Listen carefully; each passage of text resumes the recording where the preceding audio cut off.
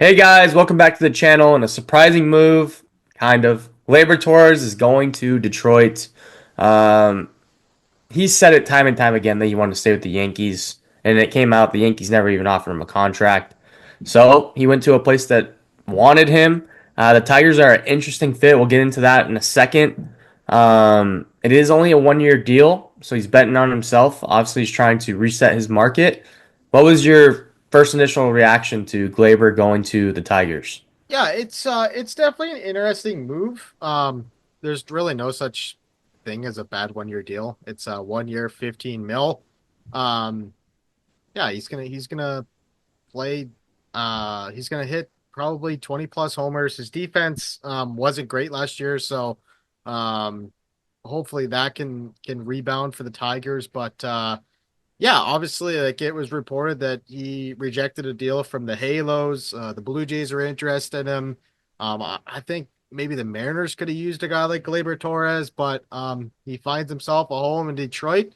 Um, yeah, it's obviously a deeper ballparks in the AL Central, so it'd be interesting to see kind of where that power production goes. But last year, um, yeah, he had an okay year, drove in 50 plus runs, batted around 260. So, yeah, it'll be an interesting fit for sure.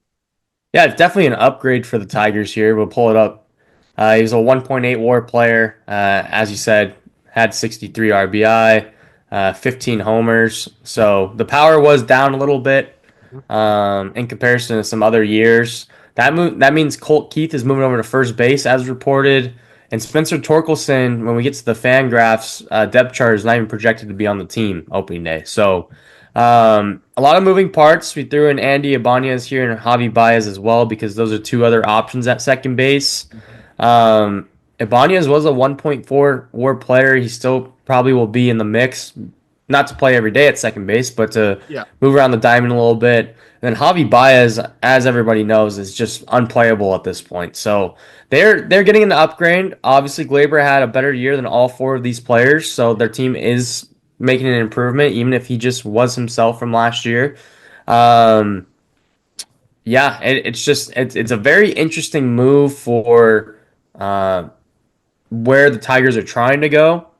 Um, to me, and it's still an option here is to go get an Alex Bregman and go get a championship guy that's won that's been in MVP races and things of that nature. Um, but yeah, in comparison to these players that are currently on their roster, Glaber definitely makes this team better. yeah, and like we're gonna go over the depth chart here in a second, but I mean Spencer Torkelson's 1 year removed from 31 homers, 94 RBI, and now he potentially is not gonna have a spot on this team. It's interesting. Maybe they try to move him, and maybe get some pitching depth. Like I'm just not sure. Like obviously, he's had about three full seasons with the Tigers, so they given him quite a bit of rope here. Obviously, like I said, he had 31 homers last year, but eventually, you just got to cut ties and move on. It just hasn't worked out. He's been career 220 hitter, so yeah, I'm interested to see what Cole Keith can do at first. Obviously, he's a big part of this future young guy. Going to be kind of a pillar in that young core, but yeah, the addition of Torres definitely makes it interesting for Torkelson. Yeah, I mean, if we go to their 2023 stats, obviously Glaber hit 25 homers in that year. Yeah, So if you're getting that guy from 2023 plus, Torkelson's not on here, but he did hit 30 homers that year. yeah, Plus what they got last year out of Riley Green, it starts to come together pretty nicely here. yeah. This is an explosive offense, right? Like it's one of those offenses that uh, just need to come together a little bit and make things happen. They're similar to the Guardians when we take a look at them. They're a scrappy Um, bunch. yeah, so they're definitely interesting. I think they need some big players here. I don't know if that means go get a Santander. I know he's on the other side of 30. If you look at their lineup, they don't have a player over 30 in their starting lineup right now. Jake Rogers is almost there, but um, I don't know what the Tigers' uh, vision is with this group. I think last year was not expected. Obviously, they got super hot at the end and made to the playoffs, and they were a magical run. To me, looking at them on paper, it's like, how do you replicate that? Yeah, that's Right? gonna be Like tough. they got super hot. Like that's just that's that's a stretch. I mean, if they can get that stretch over a whole season, obviously they're going to be a playoff team in the end. But to me, they haven't gotten significantly better yet this offseason for me to go like we got to pencil these guys in as the AL Central champs next year. But the Guardians have gotten worse, in my opinion. Right, they lost some Um, guys for sure. the Royals haven't done much yet. Uh, Obviously, the White Sox don't even talk about them. Um, so it's just a weird division. And then you have the Twins, who, I mean, they haven't done anything either. So, um, yeah, I mean, it's a weird division. It's really up for grabs. This is a good start in the right direction. I would love Alex Bregman, as would Tigers fans, if I had to guess, in the middle of that order with these young kids, and he's that leader of that team long term. Yeah, But I you think know, it's a race between the Tigers and the Red Sox for Alex Bregman.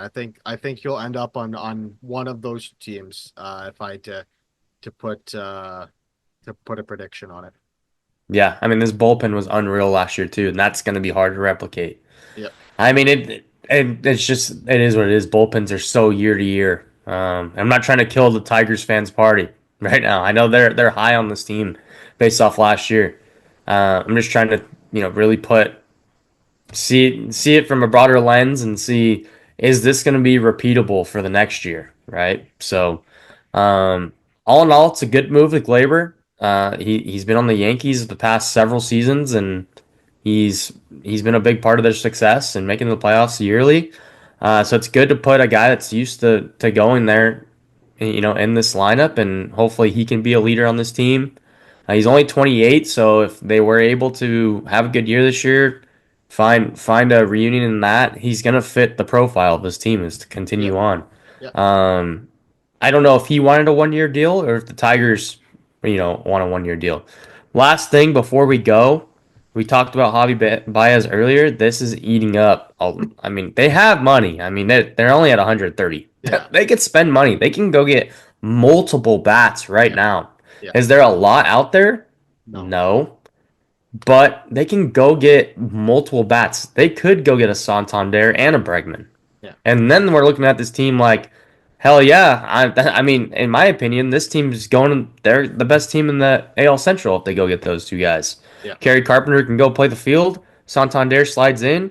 You go get Bregman. Now you have a nice 1 through 6 at least, Yeah. right? Plus that pitching staff that was electric last year.